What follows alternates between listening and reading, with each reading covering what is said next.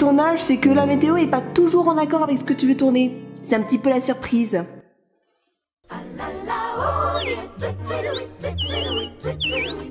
Bon, bah si je peux pas reproduire la scène de John Kelly, je vais au moins sortir le maillot de bain et la crème solaire. Bien le bonjour, ici Cinémaniac. Il est toujours difficile de décider quel est son film préféré. Est-ce que c'est une œuvre qu'on aime revoir encore et encore sans jamais s'en lasser? Celle qui nous a le plus bouleversé? Celle qui nous a vraiment fait aimer le cinéma? Ou un peu de tout ça à la fois? Pour ma part, le film qui réunit toutes ces conditions, c'est Chantons sous la pluie.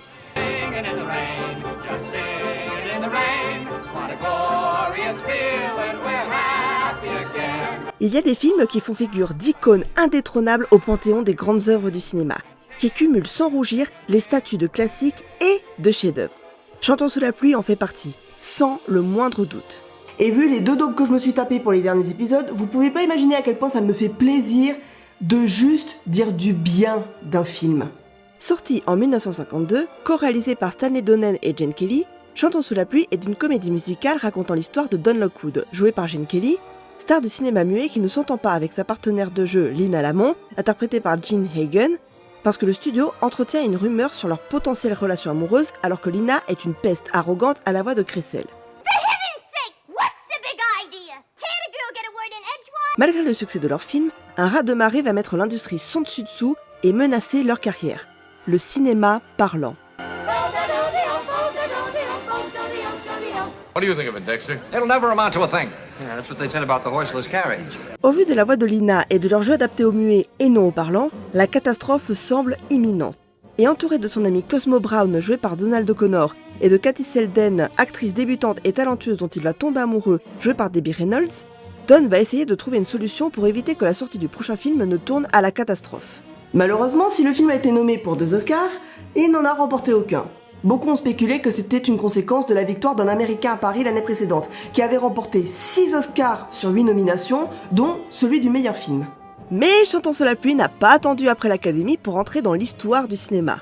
Après avoir été inscrit en 1989 au National Film Registry de la Bibliothèque du Congrès américain, l'American Film Institute l'a classé 10e meilleur film américain de tous les temps et 5e lors de la nouvelle liste établie en 2007. Bon ciné, c'est gentil de nous sortir des chiffres et des extraits Wikipédia, mais en fait, en quoi c'est un bon film? Eh bien, je vous avouerai qu'au départ, j'ai eu très peur d'avoir rien d'autre à dire que... Bah c'est bien. Voilà. Heureusement pour moi, sur ces atours de comédie avec de belles danses, de bonnes chansons et une jolie palette de couleurs, Chantons sous la pluie est bien plus complexe, tant dans sa conception, dans son écriture ou dans sa mise en scène. Tout d'abord, on pourrait se demander pourquoi Chantons sous la pluie se distingue parmi toutes les autres comédies musicales, au point de devenir la référence du genre. Surtout que des comédies musicales, surtout dans les années 1940 et 1950, il n'y avait que l'embarras du choix. La popularité de la comédie musicale au cinéma s'inscrit dans l'histoire du cinéma, mais aussi du spectacle en général. Si la dramaturgie est un art presque aussi vieux que l'humanité elle-même, le ballet en tant que danse-spectacle est apparu au XVe siècle, tandis que l'opéra naîtra plus de 2 siècles plus tard. La comédie musicale, d'abord scénique, est tout simplement la fille hybride de ces 2 formes de spectacle. Quand le cinéma devient parlant après 1926-1927 et le succès du chanteur de jazz, il était assez logique de se tourner vers la comédie musicale pour en faire l'expérimentation. Ce n'est pas non plus pour rien que les claquettes y soient une danse si populaire, puisque la dextérité du danseur ou de la danseuse dépend aussi des sons émis en accord avec la musique, même si la plupart des scènes de danse sont redoublées en post-production. La MGM, fondée en 1924, devient rapidement une référence en termes de production de films musicaux. Suite au succès critique et financier du film Un Américain à Paris en 1951, le producteur et parolier Arthur Freed décide de lancer la production d'un nouveau film qui servirait en quelque sorte de catalogue permettant de résumer de quoi la compagnie est capable en termes de cinéma. Les scénaristes Betty Comden et Adolph Green ont eu une seule consigne, reprendre les chansons que Freed avait écrites avec Nacio Herb Brown et développer une histoire autour d'elle. Mais les scénaristes ont rapidement développé une intrigue autour de l'apparition du cinéma parlant à la fin des années 20, qui a entraîné une ringardisation du cinéma muet. Surtout parce que les chansons sur lesquelles ils ont basé le scénario avaient été écrites à cette période-là. Sur les 11 chansons qui se retrouvent dans le montage final, seulement 2 ont été écrites pour le film, Make Them Laugh et Moses Supposes.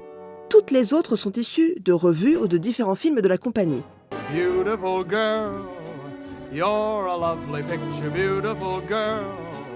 You're a gorgeous mixture of all that lies. the big blue sky, my heart cries. All I do is dream of you the whole night through. With the dawn I still go on and dream of you. Good morning, good morning. It's great to stay up late. Good morning to you. When the band began to play, the stars were shining bright.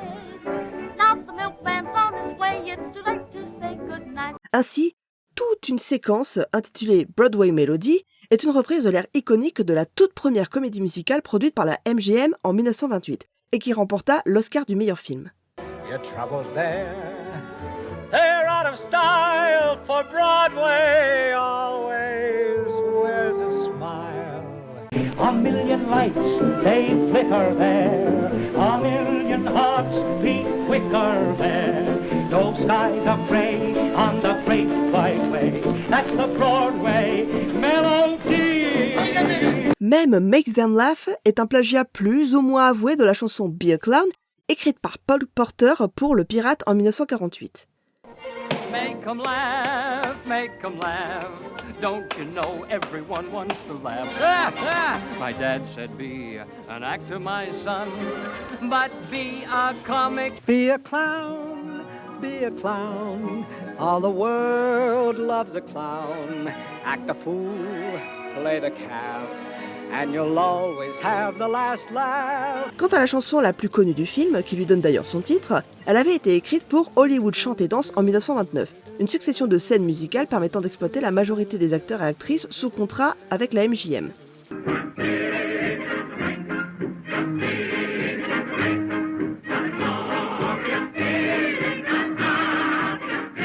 C'était aussi les balbutiements non seulement du cinéma parlant, mais aussi du Technicolor. Ici, bichrome avec une projection en double objectif à filtre couleur, ce qui limite les couleurs visibles, en opposition au Technicolor trichrome, qui permet enfin de reproduire toutes les couleurs grâce à 3 négatifs en noir et blanc, l'un sensible au bleu, l'autre au vert et encore un autre au rouge. Mais les auteurs et autrices du film ne se sont pas contentés de juste reprendre des chansons déjà existantes. Le film est bourré de références au cinéma américain. On retrouve un hommage aux revues avec une succession de scènes chantées et dansées dans la séquence Beautiful Girl. Les couleurs éclatantes et la mise en scène loufoque de certains segments sont une référence claire à Ziegfeld Follies, film tourné en 1945 et mis en scène par 5 réalisateurs, dont le brillant Vincente Minnelli. Ce passage, en particulier le défilé, a été créé uniquement parce que l'équipe artistique était tombée en pâmoison devant les croquis du costumier Walter Plunkett, qui avait travaillé entre autres sur Autant n'emporte le vent, Les 4 filles du Dr March, Annie la reine du cirque et Un Américain à Paris. De plus, son dernier plan est un clin d'œil taquin au réalisateur et chorégraphe Busby Berkeley, et au célèbre plan qui porte désormais son nom, tourné en plongée totale au-dessus des danseuses dont les mouvements synchronisés forment un effet kaléidoscopique. Make Them Laugh, séquence écrite pour permettre à Donald O'Connor de montrer ses talents d'acrobate, se base sur l'humour dit slapstick, c'est-à-dire qui implique une forme de violence physique exagérée, le rire venant de l'exagération des coups et des réactions des victimes. On pense bien sûr à Laurel et Hardy, Chaplin et, le meilleur du genre, Buster Keaton. Quant à Broadway Melody, elle est née de l'envie d'Arthur Freed de reproduire la séquence du ballet d'un Américain à Paris, qui avait été très appréciée. Les décors stylisés font d'ailleurs beaucoup penser à ceux qu'on retrouve dans les films de Vincente Minnelli, très grand réalisateur de comédie musicale, extrêmement respecté et influent. Si les passages urbains de Broadway Melody évoquent un Américain à Paris, la scène du rêve dans laquelle Gene Kelly partage l'écran avec la brillante danseuse Sid Charisse ressemble bien plus à celle de Yolanda et le voleur. L'influence des films de Minnelli réalisés pour la MGM se retrouve aussi dans le scénario. Tout comme dans Le Chant du Missouri, la menace, c'est-à-dire ce qui déclenche le conflit et permet de lancer l'intrigue, est une forme abstraite plutôt qu'un personnage. Ce qui tient ce rôle dans ce film de 1944, c'est New York, mégalopole intimidante dans laquelle le personnage de Judy Garland et sa famille refusent de déménager parce qu'ils refusent de quitter la ville qu'ils ont toujours connue. Et dans Chantons sous la pluie, c'est l'arrivée du cinéma parlant qui chamboule le quotidien des personnages et leur milieu. Et comme Lina Lamont et Don Lockwood, beaucoup de stars du muet ont vu leur carrière s'arrêter brutalement avec le passage au cinéma parlant. Les plus célèbres étant Gloria Swanson, que vous connaissez sûrement pour son rôle de Norma Desmond dans Boulevard du Crépuscule, ou encore, tiens justement, Buster Keaton. Même si, pour ce dernier, c'est plus son contrat signé en 1928 avec la MGM qui l'a forcé à faire des films où il n'avait aucune autonomie et dans lesquels il ne croyait pas. Ce qui a définitivement planté sa carrière. If she's done such a grand job doubling for my voice, don't you think she ought to go on doing just that? And nothing else. Lena, you're out of your mind. Ah tiens, ça, le fait que Lina exige que Cathy, qui a été choisie pour la doubler, ne fasse plus que ça pour le reste de sa carrière, ça me rappelle l'histoire d'Adriana Caselotti. Qui est Adriana Caselotti ?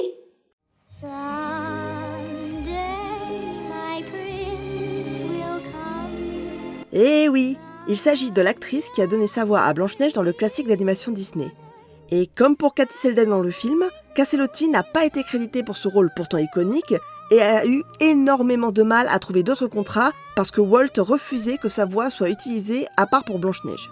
Où tu te crois, connard? Du coup, c'est plutôt ironique que ce soit Debbie Reynolds qui eut besoin d'une doubleuse, Betty Noyes, sur 2 chansons, Would You and You're My Lucky Star, parce que les producteurs voulaient une voix plus chaleureuse et plus mature, et parce que sa voix avait du mal à atteindre certaines notes.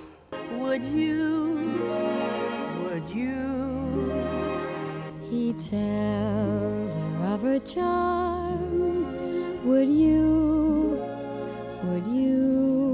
Il y a encore un grand nombre de fois où dans le scénario, la fiction rejoint la réalité. Par exemple, le parcours difficile de Don Lockwood qui passe par souffrance physique et mise en danger avant d'obtenir un rôle principal, rappelle ce qu'a subi Debbie Reynolds pendant la pré-prod du film. Gene Kelly était un danseur de grand talent et perfectionniste à l'extrême, au point d'en être parfois insupportable sur les plateaux.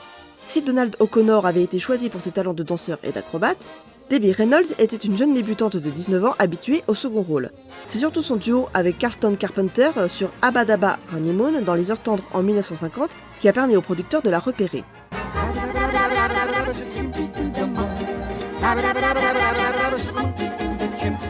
All night long they chatter away, all day long they were happy and gay, swinging and singing in a honky-tonky way. Reynolds a donc été choisie pour ses talents de chanteuse, son charisme et son énergie. Malheureusement, contrairement à ses 2 partenaires, elle a un passif de gymnaste, pas de danseuse. Et elle allait devoir rivaliser avec 2 des meilleurs danseurs d'Hollywood. Oh putain l'angoisse. Elle a donc été soumise par Kelly à un entraînement intensif de 3 mois, pendant lesquels, quand Kelly ne se contentait pas d'un simple « travail plus », il lui criait carrément dessus. I'll do it, but I never want to see you again, on or off the screen. Ouais, ça rappelle un petit peu la scène où Don rencontre Cathy et se conduit comme un parfait trou du cul blessé dans son ego. Oh no. Stop! What could I do to you? I'm only a shadow. You keep away from me just because you're a big movie star, wild parties, swimming pools. You expect every girl to fall a dead faint at your feet. Well, don't you touch me. Ça a été au point où Reynolds a fini en pleurs sous un piano, sous lequel elle a été retrouvée par Fred Astaire qui travaillait dans le studio d'à côté et qui a essayé de l'aider à retrouver confiance en elle. When you tap so, I am absolutely in a trance. Say you could be a big star if you had the chance. Little lady, where did you learn to dance? Son premier jour de tournage sera celui de la scène Good Morning, à la fin de laquelle, après toute une journée passée à danser, elle a fini avec les pieds en sang, au point d'avoir besoin de 2 jours de repos simplement pour pouvoir remarcher. Et comme dans le film, Kelly a reconnu s'être comporté comme un véritable connard. Trou de balle! I deserve them. Il a même reconnu avoir été impressionné pas seulement par son talent et sa capacité d'apprentissage, mais aussi par son grand professionnalisme. Parce que vu la façon dont il lui avait parlé, il était très étonné qu'elle accepte encore de lui adresser la parole. Et j'aime penser que la scène de fin est une façon pour Kelly d'essayer de passer la pommade. That's the girl whose voice you heard and loved tonight. She's the real star of the picture. On a vu dans plusieurs épisodes précédents que la scène d'ouverture d'un film est primordiale, puisqu'elle sert à agripper l'attention du spectateur et à nous présenter les règles de l'univers qu'on va nous montrer, que ce soit en termes de ton, d'enjeu ou d'atmosphère. Celle de Chantons sous la pluie nous montre une avant-première typique à Los Angeles, avec tapis rouge, photographes, people et foulant délire. Il s'agit de la projection du dernier film muet que Lina et Don ont tourné ensemble. Don et Kelly ont utilisé cette scène pour égratigner l'image du cinéma.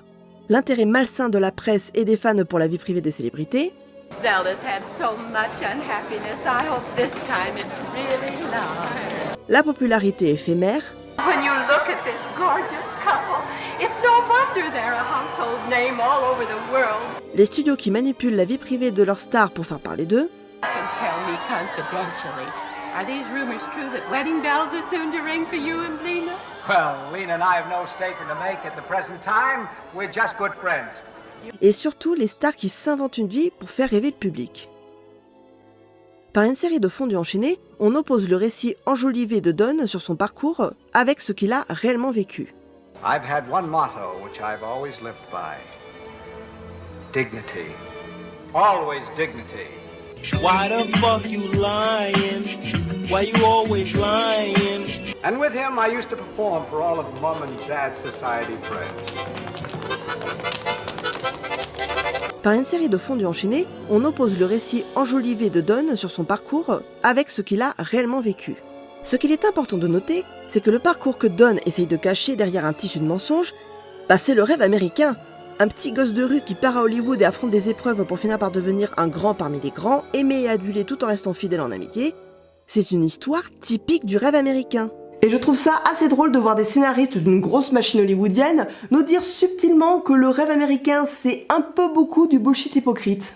On sent pendant tout le film une vision naïve, dans le bon sens du terme, du cinéma en tant qu'art et en tant qu'industrie. Une envie d'abandonner ses pratiques de piston et de faux-semblants pour revenir à un enthousiasme presque enfantin autour de la simple création. Il suffit de voir à quel point les deux séquences Fate as a Fiddle et Mother Supposes sont un miroir l'une de l'autre. Ce sont deux numéros qui réunissent les personnages de Don et Cosmo. Ils sont dans ces deux scènes dans une situation précaire quant à leur avenir professionnel, mais peu leur importe. Ce qui compte pour eux, c'est d'être ensemble et de faire ce qu'ils aiment le plus au monde, danser et chanter. On a un premier retour vers cette passion de la création qui va guider toute l'intrigue dans la deuxième partie du film. Lina et Don présentent leur nouveau film qui est devenu parlant suite à l'engouement rapide du public pour cette nouvelle technologie. Don, believe me, it will be a sensation. Lamont and Lockwood, they talk. Well, of course we talk. Don't everybody? L'avant-première est un désastre, puisqu'au-delà de ne pas maîtriser le son, What's that? The sound. It's out of synchronization. Pierre will save me. Pierre. Pierre is miles away, you witch. No, no, no. Yes, yes, yes. No, no, no. les dialogues et le jeu de deux acteurs sont catastrophiques.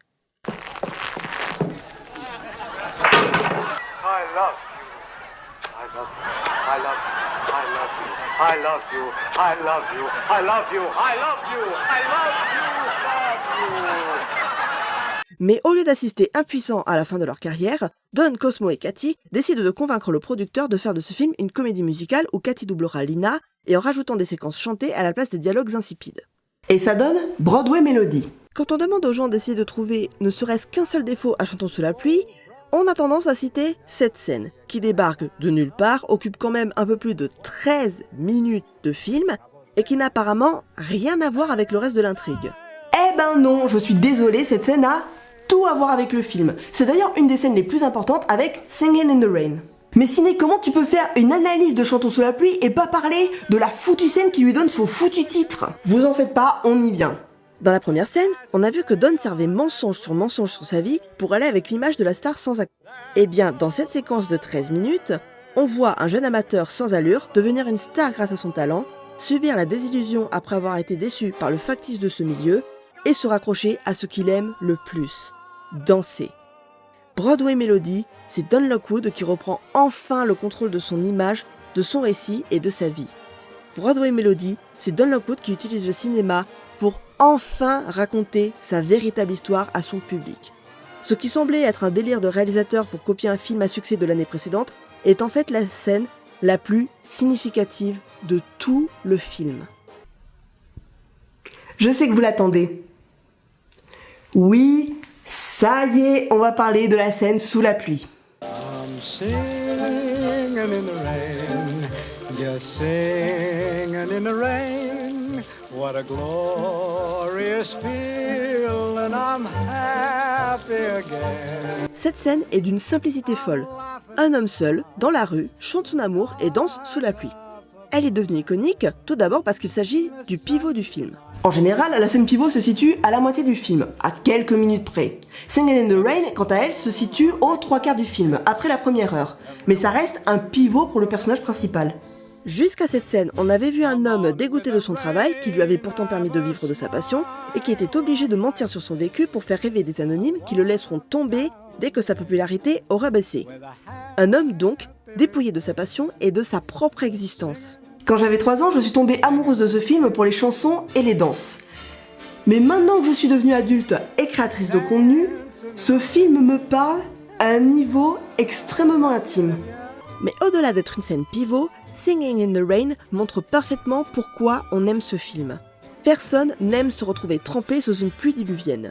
Et voilà qu'on nous montre un homme qui, 1 heure avant, pensait avoir tout perdu et qui finit par reprendre espoir et le contrôle de sa vie. Et ça l'emplit de joie au point de danser dans la rue sans se soucier de la pluie glacée. C'est un petit moment de bonheur auquel tout le monde peut s'identifier. Et quelque chose me dit que si vous vous retrouvez sous la pluie, cette chanson popera toute seule dans votre tête. En tout cas, c'est le cas pour moi depuis maintenant 24 ans. Je vous dis à très bientôt pour un nouvel épisode. Salutations. Dancing and singing in the rain.